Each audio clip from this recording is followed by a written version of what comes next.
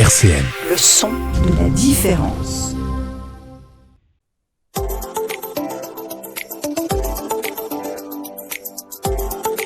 À votre santé sur RCN.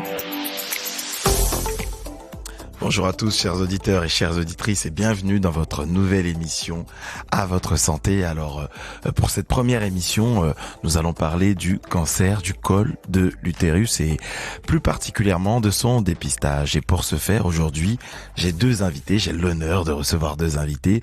Tout d'abord, sur le plateau, Catherine Collovald, qui est chargée de prévention et d'éducation en santé à la CPAM de Meurthe-et-Moselle. Et par téléphone, Dr Maurice Tanguy, médecin coordonnateur du CRCDC, donc le Centre Régional de Coordination des Dépistages des Cancers. Comment allez-vous ? Bonjour, je vais bien, merci. Dr Maurice Tanguy, est-ce que vous nous entendez ? Alors, bon, pour l'instant, on a un petit souci technique. On va commencer avec vous, Catherine, sur ce dépistage. Il va avoir lieu dès ce mois de janvier. Alors, le dépistage organisé du cancer du col de l'utérus, voilà. C'est-à-dire que le dépistage du cancer du col de l'utérus existe déjà depuis plusieurs années. Il s'adresse donc aux femmes de 25 à 65 ans. Il devait avoir lieu normalement tous les 3 ans. Et là, à compter du 1er janvier 2022, la Caisse primaire d'assurance maladie de Meurthe-et-Moselle, donc le département 54, rejoint 4 autres départements du Grand Est, donc, et le dépistage du cancer du col de l'utérus bascule dans le dépistage organisé, au même titre que le dépistage du cancer du sein et du cancer colorectal. Voilà, donc je vais peut-être laisser un peu Maurice, si vous l'avez récupéré en cours de route, expliquer. Je reviendrai moi dessus un petit peu comment nous, l'assurance maladie, on s'est emparé de ce dépistage organisé. Mais bon, si Maurice, vous l'avez à l'antenne, je vais déjà lui laisser sa part de présentation. Et puis moi, je rentrerai un peu plus dans le détail après, si vous voulez bien. Bien sûr, avec plaisir. Alors, docteur Maurice Tanguy, donc je rappelle que vous êtes médecin coordonnateur du CRCDC. Comment allez-vous ? Oui, ça va bien, merci. Et vous-même ? Ça va très bien aussi. C'est encore un plaisir de vous avoir à l'antenne aujourd'hui. Alors, en France, chaque année, 3000 nouveaux cas de cancer du col de l'utérus sont diagnostiqués et près de 1100 femmes en meurent. Qu'est-ce que le cancer du col de l'utérus ? Alors, le cancer du col de l'utérus, c'est une infection qui est la conséquence d'une lésion persistante liée à un papillomavirus ou HPV qui est transmis par voie sexuelle. Donc il faut savoir que à l'origine, à partir du moment des premiers rapports sexuels, ce virus est très fréquemment transmis, mais au départ, les défenses immunitaires permettent de l'éliminer. Mais s'il persiste pendant plusieurs années, il risque de provoquer l'infection persiste pendant plusieurs années, il risque de provoquer ce type de cancer. C'est la raison pour laquelle il est préconisé de les dépister tôt et éventuellement même d'anticiper les choses par le vaccin. Peut-être qu'on pourra l'évoquer. Et est-ce qu'il y a des symptômes du papillomavirus ? Alors, en général, la période asymptomatique dure pendant un certain nombre d'années. Donc, en général, on ne va pas percevoir pendant les premières années de lésions ou de brûlures particulières.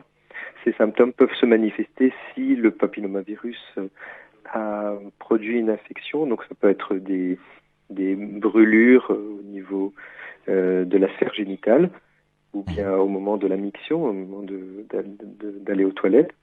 Et donc malheureusement, quand ces lésions sont symptomatiques, ça veut dire qu'il y a possiblement une infection qui a commencé à se développer. Mais on peut l'anticiper grâce au dépistage. Alors, concernant la vaccination anti-HPV, elle concerne aussi les enfants et pas que les filles, et aussi les garçons. Comment cela peut se mettre en place ? Mais en fait, depuis 2 ans, désormais, la vaccination est recommandée aussi bien aux garçons qu'aux filles à partir de l'âge de 11 ans. Et en général, la première couverture pour avoir notamment une prise en charge, elle est recommandée entre 11 et 14 ans. Il peut y avoir un rattrapage jusqu'à 19 ans, notamment pour les personnes immunodéprimées ou pas pour certains publics, ça peut être jusqu'à 26 ans. En général, il est préconisé d'avoir cette vaccination avant les premiers rapports sexuels parce que ça permettra d'être protégé. Et comme vous l'avez évoqué, ce n'est pas que les femmes qui sont concernées puisque les hommes sont également vecteurs de l'HPV, c'est-à-dire qu'ils peuvent le transmettre à leur conjoint. Et puis ensuite, ils peuvent développer aussi des lésions, malheureusement, plus rares, mais qui existent, qui leur sont propres. Donc, c'est vraiment recommandé de pratiquer cette vaccination parce que c'est une vaccination qui est sûre et qui permet de prévenir jusqu'à 90% des infections. Donc, c'est un moyen de rappeler à vos auditeurs que l'importance de se faire vacciner dès l'âge de 11 ans jusqu'à 14 ans pour pouvoir le faire avant qu'on soit en contact avec le papillomavirus. Alors, vous expliquez qu'il y a des risques de ne pas se faire dépister à temps et pourtant, d'après les données de la Haute Autorité de Santé, plus de 50% des femmes n'ont pas réalisé de frottis cervico-utérin depuis 3 ans. Comment on peut... Excusez-moi, j'ai pas bien entendu votre question. Alors, ma question était la suivante. Donc, vous avez expliqué qu'il y a des risques à ne pas se faire dépister à temps. Et pourtant, d'après les données de la Haute Autorité de Santé, plus de 50% des femmes n'ont pas réalisé de frottis cervico-utérin depuis 3 ans. Oui, tout à fait. Malheureusement, cette pratique n'est pas rentrée aussi bien dans la pratique courante pour un certain nombre de femmes. Alors, les chiffres de la Haute Autorité de Santé datent d'une dizaine d'années maintenant, mais on peut estimer qu'il y a encore plus de 4 femmes sur 10 qui ne se font pas dépister à des intervalles adéquats. Et donc, c'est la raison pour laquelle les autorités ont préconisé l'envoi d'une invitation tous les 3 ans ou 5 ans, selon la tranche d'âge, aux femmes pour qu'elles puissent aller chez le gynécologue et se faire dépister. Donc, c'est une opportunité qui est donnée, et notamment dans le département de la Meurthe-et-Moselle. Et c'est bien de l'évoquer à l'occasion de la semaine européenne du cancer du col de l'utérus, de prévention du cancer du col de l'utérus, que il est important de se faire dépister régulièrement, tous les 3 ans ou 5 ans. Et c'est la structure dont je suis médecin coordonnateur dans le département 54 qui va envoyer des invitations régulièrement aux femmes. Dans un premier temps, aux femmes les plus jeunes, c'est-à-dire de 25 à 30 ans, et plus âgées, de 60 à 65 ans. Et à terme, sur toute la tranche d'âge, de 25 à 65 ans, toutes les femmes sont concernées par ce dépistage qui consiste en un frottis que l'on va pouvoir réaliser chez son gynécologue. Alors, Catherine, comment se déroule la prise en charge financière pour ce dépistage ? Alors, comme vous a dit Maurice, dans un premier temps, en Meurthe-et-Moselle, ne vont être concernées que les femmes donc de 25-30 ans et de 60 à 65 ans. Donc, ces femmes-là vont recevoir donc une invitation, un courrier à la maison. Ce courrier va les inviter à aller voir leur gynécologue, mais aussi ou leur médecin traitant ou une sage-femme. Le frottis, donc qui est l'acte de dépistage du cancer du col de l'utérus, peut être réalisé par un gynécologue, mais aussi par un médecin traitant, médecin généraliste ou une sage-femme. Donc ils se rendent, ils prennent rendez-vous chez un de ces spécialistes, et donc on va leur réaliser le fameux frottis de dépistage. Donc dans le cas du dépistage organisé pour cette catégorie de femmes, dans un premier temps, va être pris en charge l'analyse du prélèvement. C'est-à-dire que le frottis se fait en 3 axes, si vous voulez. Il y a la consultation, le fait de rencontrer le professionnel de santé. Il va y avoir le prélèvement, que le médecin va faire au niveau du col de l'utérus, et ensuite il va y avoir l'analyse. Alors dans un premier temps, c'est l'analyse qui est prise en charge à 100% par l'assurance maladie. La consultation et le prélèvement restent remboursés dans les règles habituelles que connaissent donc nos assurés sociaux, avec une prise en charge aussi de leur complémentaire, enfin de leur mutuelle. Excepté pour les femmes qui sont bénéficiaires de la C2S ou de la complémentaire État, où là la prise en charge reste à 100%. Voilà. Donc dans un premier temps, voilà, comme l'a bien dit le docteur Tanguy, on est sur les femmes de 25, 30 ans et 60, 65 ans, mais il va y avoir une généralisation. C'est-à-dire que dans le courant de l'année, les femmes de 25 à 65 ans, si elles n'ont pas fait depuis un certain temps de frottis, elles pourront donc bénéficier de cette invitation et pouvoir donc faire un frottis auprès du médecin qu'elles auront choisi. Voilà. Donc une invitation par courrier. Voilà. Je rappelle que ce programme en Meurthe-et-Moselle, donc ce programme de dépistage organisé du cancer du col de l'utérus concerne plus de 180 000 femmes. Voilà, alors c'est très bien ce que vous dites là, c'est très important parce qu'en Meurthe-et-Moselle, le taux de participation pour les femmes au dépistage organisé du cancer du col de l'utérus est en baisse. Nous étions à peu près à 54% en 2019 et bon, la pandémie a fait rechuter les taux de participation. Actuellement, on peine à 50%, une femme sur deux ne voit pas à l'heure actuelle de gynécologue pour faire un frottis et plus particulièrement les femmes de plus de 50 ans.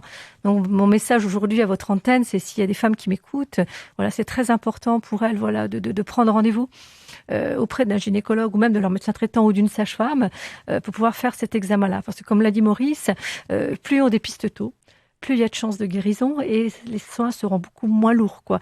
Et on sait qu'aujourd'hui, que grâce au frottis de dépistage, 90% des cancers peuvent être traités, quoi. Donc c'est pour ça que c'est important, surtout après 50 ans, parce que souvent la femme après 50 ans, ben voilà, elle n'a plus de contraception, elle est ménopausée, elle voit plus trop l'intérêt d'aller voir un gynécologue ou même une sage-femme, puisque pour elle, ça ne la concerne plus. Et c'est souvent malheureusement dans cette catégorie d'âge-là, 50, 65 ans, qu'on voit apparaître le plus de cancers du col de l'utérus.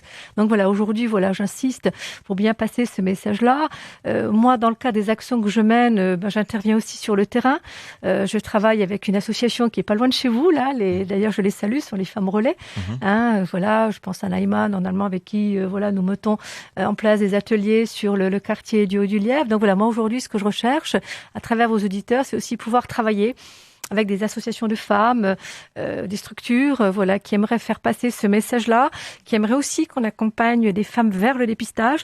Aujourd'hui, c'est sensibiliser, informer, mais si on peut aussi accompagner ces femmes-là vers le dépistage en leur expliquant en quoi ça consiste, en les rassurant, voilà, c'est aussi important pour nous puisque souvent, on se rend compte que seules, elles n'osent pas y aller, elles ont peur aussi parfois du cancer ou de la mort. Donc, ce qui est important aujourd'hui, c'est voilà, de trouver aussi des professionnels, voilà, ou du social ou de la santé qui peuvent travailler avec nous pour pouvoir voilà, informer, sensibiliser et accompagner des femmes plus nombreuses que ce qu'elles sont aujourd'hui vers ce dépistage organisé du cancer du col de l'utérus. Alors sensibiliser, informer, c'est vrai que les points d'information parfois ne sont pas évidents ou peuvent manquer a priori. Donc comme vous l'avez préconisé, vous encouragez donc ces femmes à aller voir leur gynécologue et en parler. Est-ce qu'il y a d'autres points d'information, par exemple à la CPAM ou ailleurs, où ces femmes peuvent se renseigner concernant le dépistage? Bien sûr, alors il y a bien sûr la caisse primaire, voilà. Alors moi je vous laisse toujours aussi un numéro de téléphone si voilà, il y a des auditeurs qui souhaiteraient travailler avec nous sur ce type d'action. Donc on peut joindre à la caisse primaire d'assurance maladie de Meurthe-et-Moselle le service prévention en appelant le 03 83 85 50 27. Voilà, comme ça on pourra vous recevoir, échanger avec vous et voir comment on peut vous accompagner dans vos démarches d'action.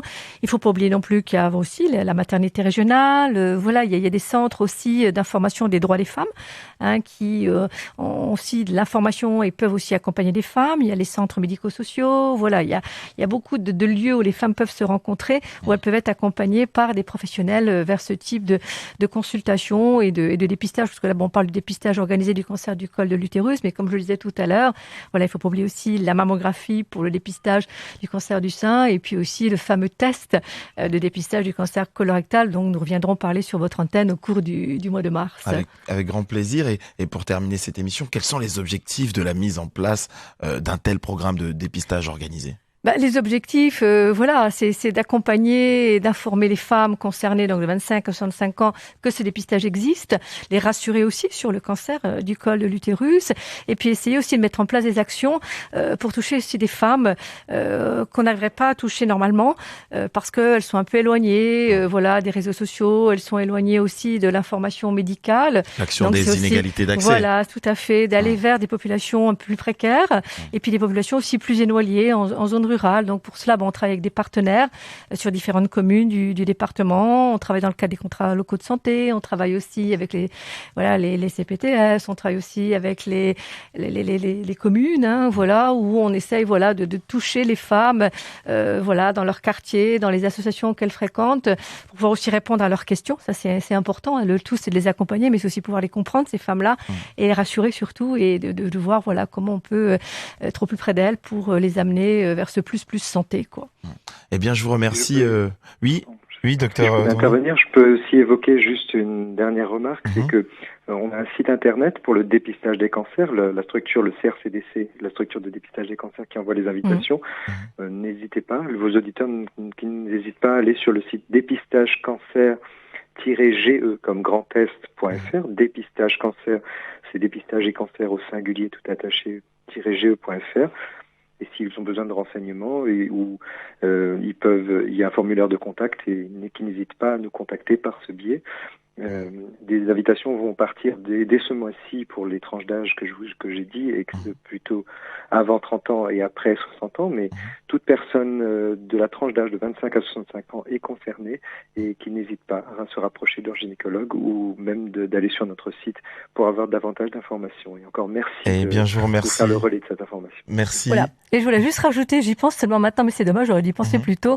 Le CRCDC et la Caisse primaire animeront un stand d'information ce jeudi, donc de 9h à 16h, dans le hall d'accueil de la Caisse primaire d'assurance maladie, donc à Nancy, 9 boulevard Joffre. Donc si vous avez des auditeurs intéressés, nous serons là pour les renseigner, les accueillir et leur donner donc les informations nécessaires. Et n'hésitez pas, chers auditeurs, à contacter donc la CPAM et puis le site aussi internet donné par Dr Tanguy. Je vous remercie tous les deux d'avoir participé à cette émission, et puis on se retrouve le mois prochain. Oui, merci beaucoup Lionel, et à très bientôt. À bientôt, au revoir. Merci beaucoup. À bientôt. Au revoir. RCN, www.rcn-radio.org